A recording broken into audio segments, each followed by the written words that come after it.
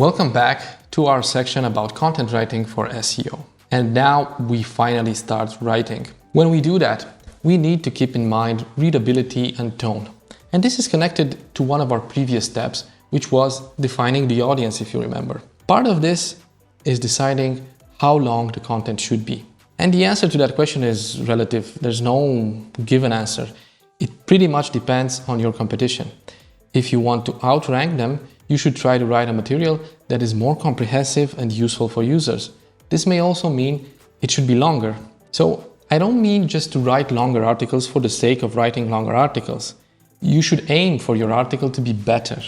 It should cover all the angles of the topic. Again, for this part, we can rely on the writing assistant from SEMrush, which will help us decide how long the actual content should be. It will do this based on the average length of the top ranking results for the keywords you have chosen.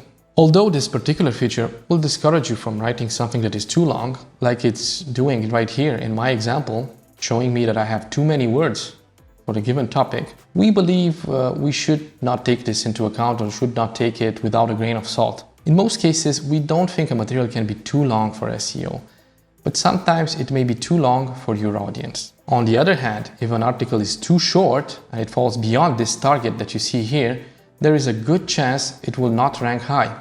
Somewhere below 300 words, depending on the type of page we're talking about, search engines may mark the page as thin content and not rank it at all. This probably does not apply for all websites. If your website relies on visual content more, like it has a lot of videos or images rather than text, then it's likely that this should not affect you and you can have less than 300 words on it.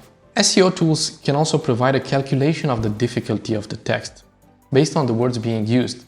The length of the phrases and the paragraphs will matter as well. You can see it here in the assistant. You have a readability score, which for me now is green, which is good.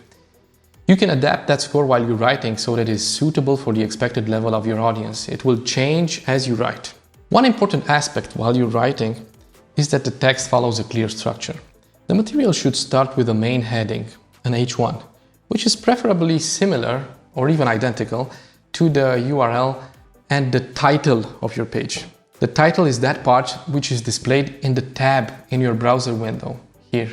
Search engines will appreciate this coherence and the fact that you make it clear what the content is about. It is preferable to have just one H1 and then to organize the rest of the headings logically, like in the sketch you see here in my presentation. One H1 and then a few H2s, and the H3s are all organized below the H2s. But beyond being organized in terms of text, there is also the meta text to think about, which is translated as text about the text. There are many different types of meta text, but the ones we care about here are the meta title or just title and the meta description of the page. These are displayed in the SERP right here. This is the title and this is the meta description. You can set them easily in any web builder. For Wix, you just need to go to the Show More button. I'm gonna go to a page, and this one is integrations. I just click Show More, and I just go to SEO, and I find in the SEO section, I find the title, and I can also find the description right here. For WordPress, it may be better to get an SEO plugin.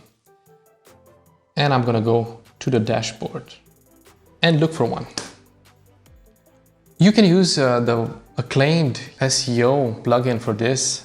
You can see that more than 5 million users on WordPress actually use it. Other platforms also have SEO tools available for editing meta texts, and there's a wide variety of options. The idea that you need to get about these meta texts is that they are essential, whichever way or plugin you want to use to write them up. A good title can greatly increase the CTR of your page, as people will feel compelled to click on it in the SERP. Having your keywords in the title tag is without any doubt one of the strongest signals for Google. We've tested it out in the past and noticed immediate significant jumps for a keyword search when we added that keyword to the title of a page.